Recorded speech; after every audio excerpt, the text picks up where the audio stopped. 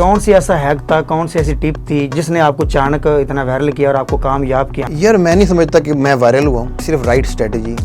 और right strategy का मतलब ये है कि आपने हर प्लेटफॉर्म को ट्राई करना है। कौन सी ऐसी वीडियो थी जिसने आपको ज़्यादा मतलब के कामयाब किया या हिट किया? मेरी जो नीश है ना, बड़ी रफ नीश है। पढ़ाने वाली जो नीश होती है ना, उसके ऊपर व्यूज़ बड़े कम आते हैं, हर बंदा इंटरेस्टेड नहीं होता। मीम्स का कंटेंट हो गया, एंटरटेनमेंट का कंटेंट हो गया, ड्रामा का कंटेंट हो गया, रिव्यूज़ हो गए, इस तरह के कंटेंट के ऊपर ना आपको क्लिक बेट भी अच्छी मिलती है। रिव्यूज़ आप फेमस पर्सनैलिटीज़ के ऊपर बनाएंगे तो हर बंदा आपको सुनना चाहेगा। कुछ लोग AI से वीडियोस बना रहे हैं, वॉइस भी AI की यूज़ कर रहे हैं, क्या ये ठीक है? इसमें मोनेटाइज चैनल होता है या इस पे कोई प्लेसेस या AI की वजह से कुछ इशू बनते हैं? AI की वजह से कोई इशू नहीं बनता। यूट्यूब कहता है कि आपका जो कंटेंट है वो वैल्यूड होना चाहिए। सिर्फ जुगाड़ू काम कर रहे हैं ना कि आपने वीडियोस पकड़ी हैं और वॉइस लगाई है, उनके दरमियान में कोई सिंक्रोनाइजेशन नहीं है और वो कंटेंट आपने डाल दिया तो आपका मोनेटाइज चैनल भी डीमोनेटाइज हो जाएगा। अस्सलाम वालेकुम, उम्मीद है आप सब खैरियत से होंगे। मैं हूं आपका होस्ट मुस्तनसर अली। आज हम हाज़िर हैं लर्निंग कोर फरहाल में एक पॉडकास्ट के लिए, और आज हमारे साथ एक ऐसे गेस्ट बैठे हुए हैं जिनका एक बड़ा अच्छा नाम है पाकिस्तान में कंटेंट क्रिएशन इंडस्ट्री में और इस फील्ड में, और उनका नाम है महर साजिद अफजल। तो आज वो हमारे मेहमान हैं, हम चलते हैं उनकी तरफ, उनसे पूछते हैं कि कंटेंट क्रिएशन में वो किस तरह यूथ को गाइड कर रहे हैं और किस तरह यूथ उनसे मज़ीद हेल्प ले सकती है। अस्सलाम वालेकुम सर। वालेकुम सलाम, कैसे हैं? हाँ सर, कैसे हैं आप? अल्हम्दुलिल्लाह सर, आप सुना ठीक ठाक हैं? मैं अल्हम्दुलिल्लाह ठीक हूँ। अच्छा, आपसे आज मेरी इत्तफ़ाक़न मुलाकात हुई है तो ये बड़ा अच्छा, मैंने सोचा कि यूथ के लिए कुछ अच्छा हो जाए, कोई ऑडियंस हमारी उसको कोई टिप्स मिल जाए कोई कंटेंट क्रिएशन के हवाले से। तो अल्हम्दुलिल्लाह आपका तो पहले बड़ा अच्छा नाम है, तो मैं चाह रहा हूँ इसमें मज़ीद कुछ हम इजाफ़ा कर दें। तो सबसे पहले बताएं, आप थोड़ा सा एक ब्रीफ इंट्रोडक्शन अपना दे दें, आपकी जर्नी किस तरह की कंटेंट क्रिएशन के अंदर है। यार बाय प्रोफेशन मैं सॉफ्टवेयर आर्किटेक्ट हूँ, ठीक है, और मैंने मास्टर्स किया हुआ है इंफॉर्मेशन टेक्नोलॉजी में। तो एल्गोरिदम्स हो गए, पैटर्न्स हो गए, आपकी प्रोग्रामिंग हो गई, प्रोग्राम्स हो गए, इनको मैं बड़ी अच्छी तरह समझता हूँ। तो जितने भी सोशल मीडिया प्लेटफॉर्म्स हैं तो ये किसी न किसी एल्गोरिदम पे रन कर रहे हैं, पीछे से कुछ ना कुछ लॉजिक है जिसकी बेस पे ये कंटेंट को रिकमेंड करते हैं। तो एक तो वो मैंने थोड़ी सी मेरी एक्सपर्टीज उसके अंदर थी। फिर मैं कंटेंट क्रिएशन की तरफ जब आया तो बेसिकली फेसलेस चैनल से स्टार्ट किया, फिर अपना फेस वाला चैनल बनाया, इसलिए कि ताकि जब मैं ऑडियंस को पढ़ाने आऊँ तो वो कहें यार तुम्हारा अपना क्या है। तो वो विद इन अ ईयर जो है मैंने उसको 2 लाख सब्सक्राइबर के ऊपर ग्रो किया अपने महर साजिद वाले चैनल को, और उसके बाद फिर एक पढ़ाने वाला चैनल बनाया जिसके ऊपर थोड़ी सी वीडियोस डाली, और फेसबुक के ऊपर ग्रुप बनाया। मकसद ये था कंटेंट क्रिएशन की तरफ आने का कि हमारे पास जो पढ़ाने वाले ज़्यादातर जो यूट्यूब के ऊपर लोग कंटेंट क्रिएशन पढ़ा रहे हैं वो वीडियो वायरल करना सिखाते हैं कि वीडियो वायरल कैसे होती है। लेकिन वीडियो वायरल तब होती है जब आप अच्छी वीडियो बनाते हैं। अच्छी वीडियो बनाने के लिए स्ट्रेटजीज़ क्या क्या होनी चाहिए, थंबनेल कैसे होने चाहिए, किस तरह अपने कंपटीशन को एनालाइज करना है, वो सारी चीज़ें बहुत कम लोग थे जो बता रहे थे। गोरे बता रहे थे, लेकिन गोरों की अब हर किसी को समझ नहीं आती, इंग्लिश लैंग्वेज हर किसी की नहीं है, तो आम बंदे तक, आम पब्लिक तक वो नॉलेज मुझे एक्सेस होता मिलता नहीं था। पाकिस्तानी हवाले से बहुत कम लोग थे जो ऐसा काम कर रहे थे। तो ये रीज़न थी मेरी इस तरफ आने की। कौन सी ऐसा हैक था, कौन सी ऐसी टिप थी जिसने आपको अचानक इतना वायरल किया और आपको कामयाब किया? हालांकि यहाँ पहले भी लोग आ रहे हैं, यूट्यूब पे काम कर रहे हैं, बड़े पुराने बैठे हैं, बल्कि ओल्ड उसको कहते हैं कि यूट्यूब गाय है, उसके बावजूद आप अचानक आए और मार्केट में आपका नाम बन गया और अचानक आप एक विदिन 1-2 ईयर के अंदर आपने अपना नाम बनाया। इसके पीछे कौन सी ऐसी हैक थी, कौन सी ऐसी टिप थी, या कौन ऐसी क्या वो वजह थी जिसके आप इतना कामयाब हुए? यार मैं नहीं समझता कि मैं वायरल हुआ हूँ, ठीक है, सिर्फ राइट स्ट्रेटजी। और राइट स्ट्रेटजी का मतलब ये है कि आपने हर प्लेटफॉर्म को ट्राई करना है, ठीक है। अगर आप मेरा पढ़ाने वाला कंटेंट देखें तो मेरे फेसबुक के ऊपर फॉलोअर्स ज़्यादा हैं, फेसबुक के ऊपर अच्छी रीच है, फेसबुक के ऊपर वीडियोस पे व्यूज़ ज़्यादा आते हैं। यूट्यूब के चैनल के ऊपर उसके व्यूज़ कम हैं। वीडियोस वही हैं, कंटेंट वही है, टाइप वही है, फिर कंटेंट की सेग्रीगेशन है। फेसबुक पे ग्रुप बनाया है, कुछ चीज़ें ऐसी हैं जो मैं यूट्यूब चैनल पे अपलोड नहीं करता, सिर्फ फेसबुक ग्रुप में डालता हूँ। उसकी रीज़न ये है कि जब आप पब्लिकली बात करेंगे, मैं कंटेंट पढ़ाने की बात करता हूँ, तो अगर मैं बहुत ज़्यादा डिटेल चला जाऊँगा ना कंटेंट स्ट्रेटजीज़ के अंदर, तो वो एक आम बंदे को अपील नहीं कर सकेगा। तो जो पब्लिक कंटेंट है वो ऐसा रखना है जो हर बंदा समझ सके, इतना कम्प्लेक्स नहीं कर देना उसको कि हर बंदा समझ ना सके। फिर जो नेक्स्ट लेवल पे इंटरेस्टेड लोग हैं ना, फिर मैं उन्हें ग्रुप में लेके आता हूँ, उन्हें कहता हूँ कि भाई आप लोग वो वीडियो देखिए, अब आप और सीखना चाहते हैं तो ये जो कंटेंट है ये बड़ा बोरिंग सा कंटेंट है, ये आपको एंगेज नहीं कर पाएगा। तो जो लोग इंटरेस्टेड हैं वो ग्रुप में आके फिर ग्रुप में सीखें और ग्रुप के अंदर जो है वो उनको पूरा एक प्लेटफॉर्म मुयसर है कि वो क्वेश्चन है तो क्वेश्चन पूछें। तो ये तो एक थी स्ट्रेटजी जो मैंने पढ़ाने वाले कंटेंट के हवाले से इस्तेमाल की। तो जब आप फेस से कंटेंट बना रहे होते हैं तो आपका फेस लोगों को नज़र आना चाहिए, वो किस प्लेटफॉर्म पे नज़र आ रहा है डजंट मैटर। हर बंदा जो यूट्यूब यूज़ करता है वो टिकटॉक भी यूज़ करता है ऑलमोस्ट, वो फेसबुक भी यूज़ करता है ऑलमोस्ट। तो अगर आप उसको फेसबुक पे नज़र आएंगे, आपको देखा है उसने, तो वो टिकटॉक पे भी आपको सुन लेगा। अगर आप उसके सामने रिकमेंड हो जाते हैं तो आपने अपनी जो है ना पर्सनल ब्रांडिंग में फेस वैल्यू बिल्ड करनी है। जो मेरा दूसरा चैनल है महर साजिद वाला, उसकी जो वायरलिटी थी वो शॉर्ट्स के थ्रू आई थी मेरे पास, और शॉर्ट्स में पाकिस्तान हिस्ट्री की शॉर्ट्स के ऊपर आई थी, ठीक है। और उसमें मैंने बड़ी कॉमन स्ट्रेटजी यूज़ की थी, जिसको जो है ना आप कहते हैं हुक करना व्यूअर को, ठीक है। स्टार्ट में व्यूअर को हुक कर दिया और कॉल टू एक्शन के अंदर व्यूअर को सब्सक्राइब करने की रीजनिंग दे दी, एक नया क्वेश्चन क्रिएट करके, एक नया हुक क्रिएट करके, ठीक है। तो उसमें शॉर्ट्स की एक मेरी वीडियो है जिसमें मैंने बताया कि एक वीडियो मैंने 26,000 सब्सक्राइबर सिर्फ एक शॉर्ट से कैसे लिए। हालांकि उसके बाद वही शॉर्ट 70,000 जो है 60-70,000 सब्सक्राइबर पे चली गई थी। एक शॉर्ट से 26,000 60,000 हो गए थे। अब उसके बाद ना वो क्या है कि जी आप सिंपल सी स्ट्रेटजी है, आपने इंट्रोडक्शन हुक लगाया, व्यूअर को जो बात आपने बतानी स्टार्ट की, उसको जो प्रॉमिस उसके साथ किया था वो आपने इंट्रोडक्शन में पूरा किया, उसकी बॉडी के अंदर उसको थोड़ा सा एक्सप्लेन किया, और उसी से रेलिवेंट एक नया जो है वो इशू या एक नया प्रॉब्लम खड़ा करके आपने कहा इस प्रॉब्लम को समझने के लिए आप मेरे चैनल को सब्सक्राइब कर लें। तो उससे आपको सब्सक्राइबर आ गए, लाइक भी आ गए, तो उससे आपकी जो है ना एंगेजमेंट बढ़ी, तो एंगेजमेंट के साथ आपकी रीच बढ़ी, यूट्यूब ने आपकी वीडियो को और रिकमेंड किया। बड़ा सिंपल सी चीज़ है।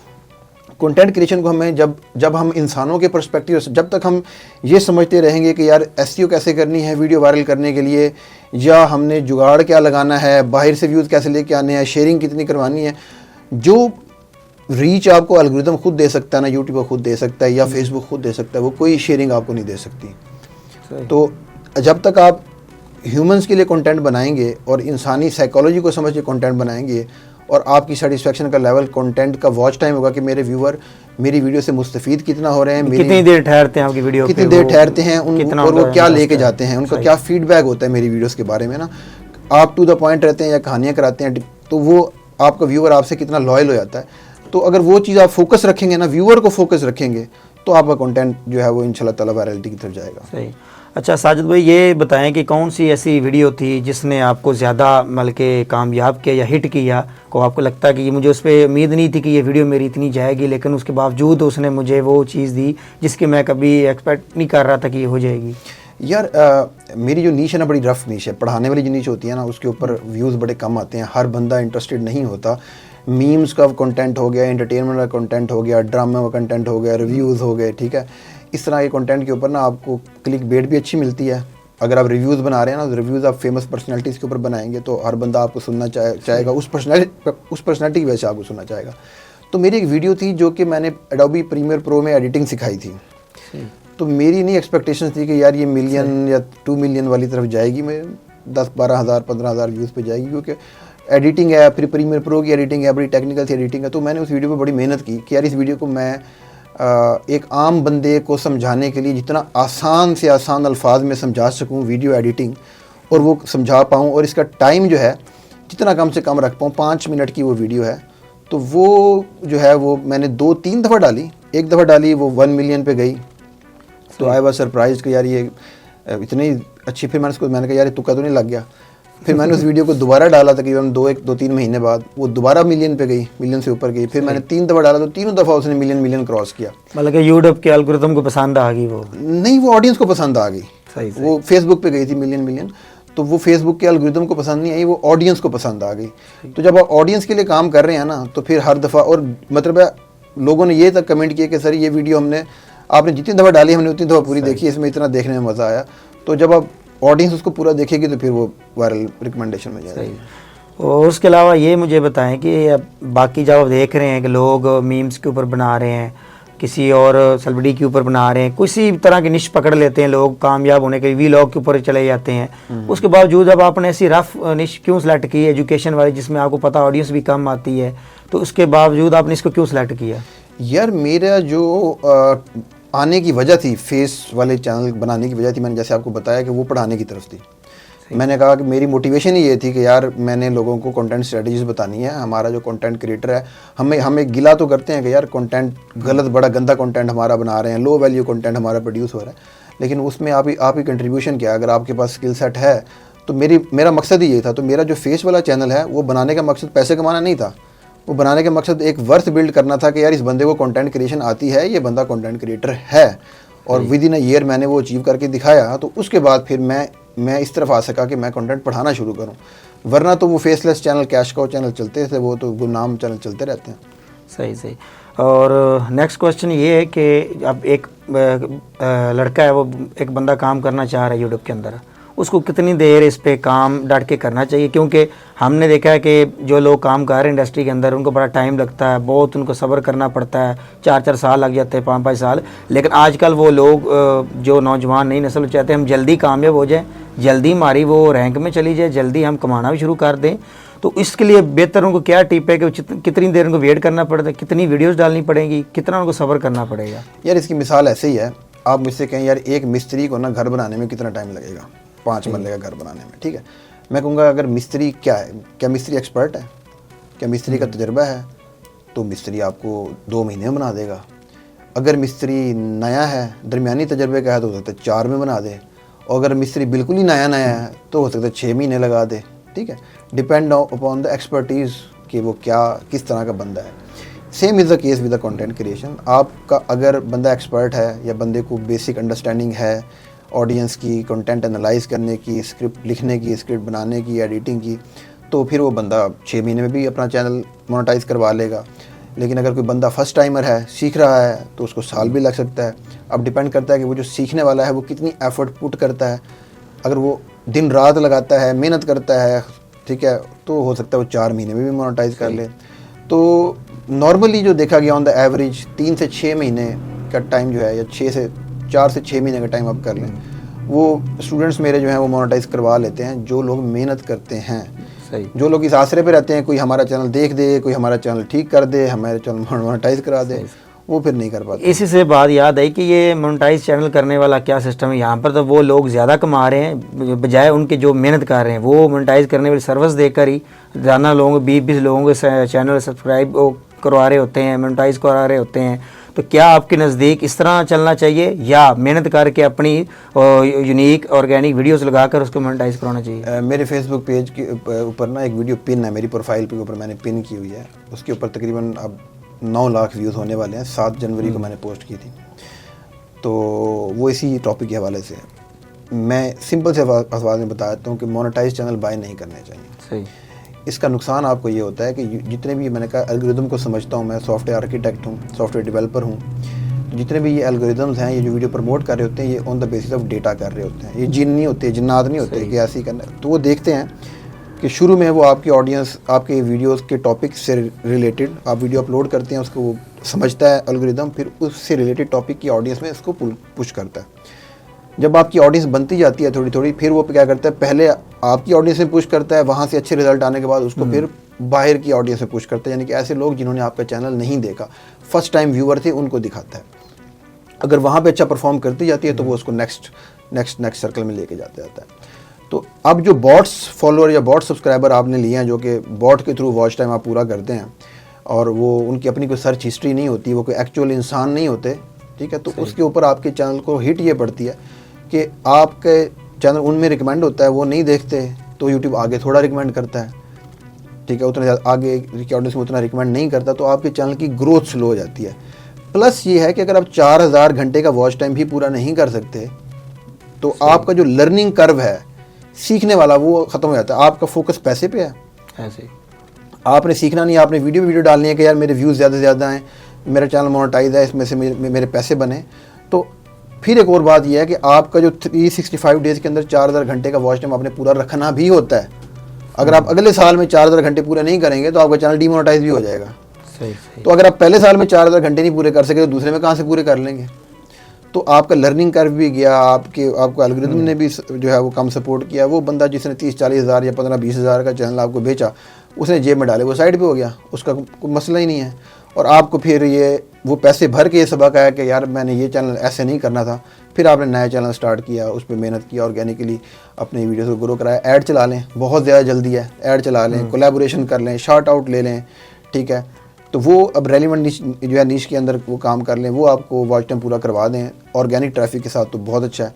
अदरवाइज़ आप ऑर्गेनिक ही रहें।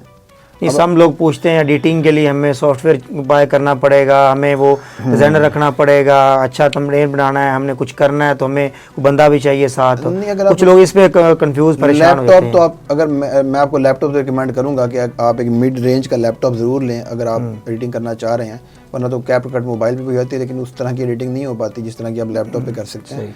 तो एडिटिंग सीखना भी बहुत एक्सपर्ट होना ज़रूरी नहीं है।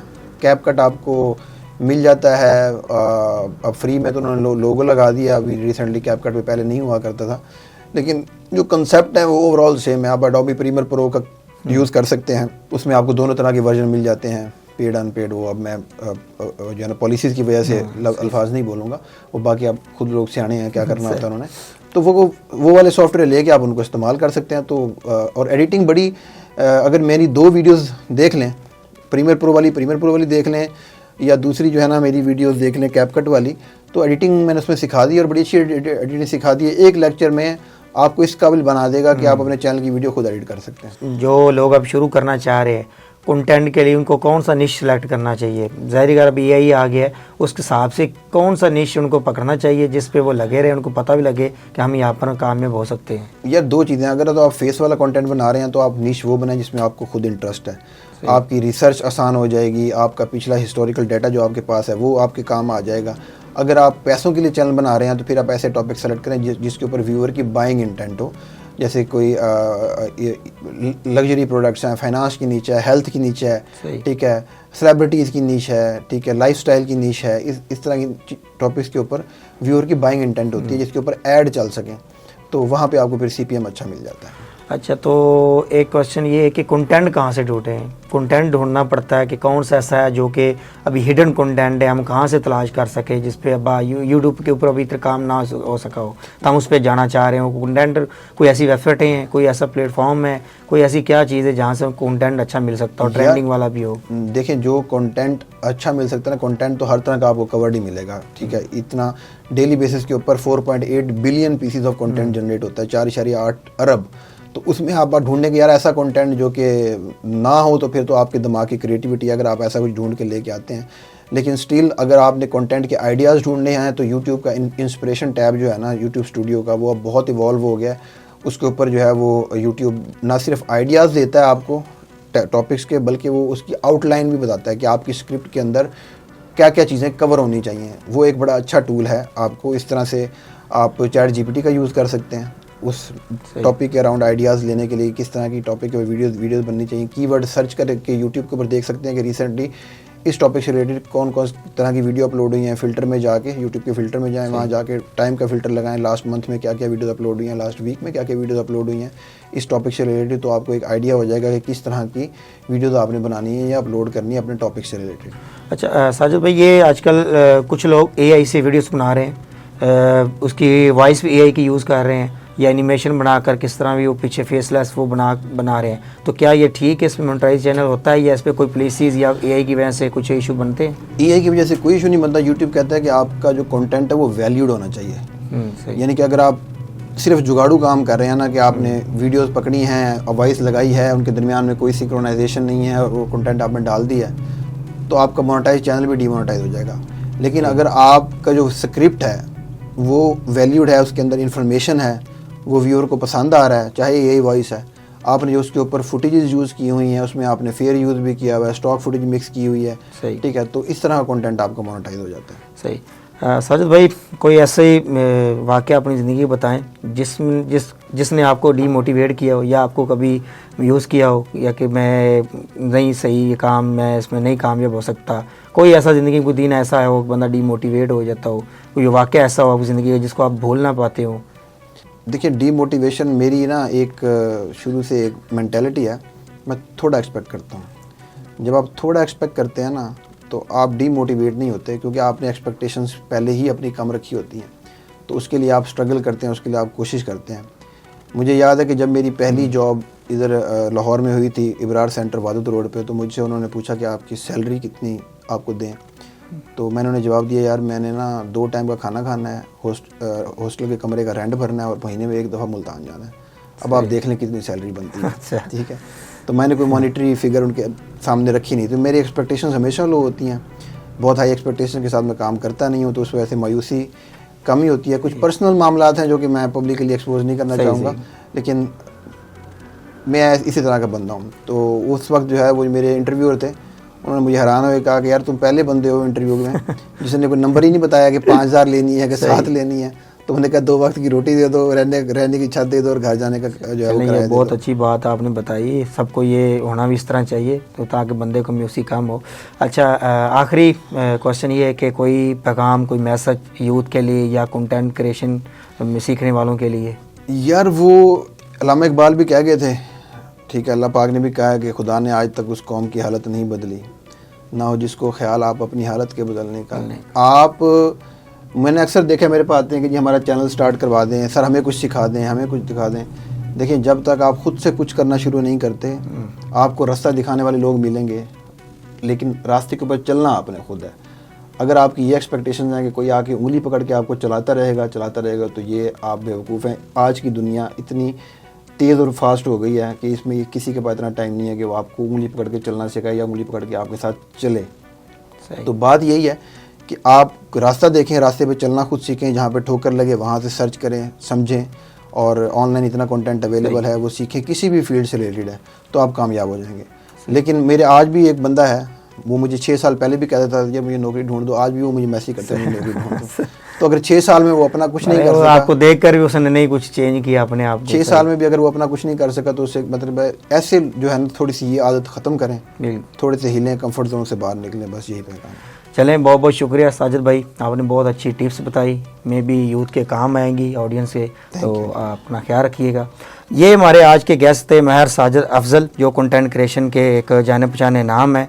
आज के हमारे गेस्ट थे। तो नेक्स्ट एपिसोड तक अपना रखिए ख्याल। अल्लाह हाफिज़।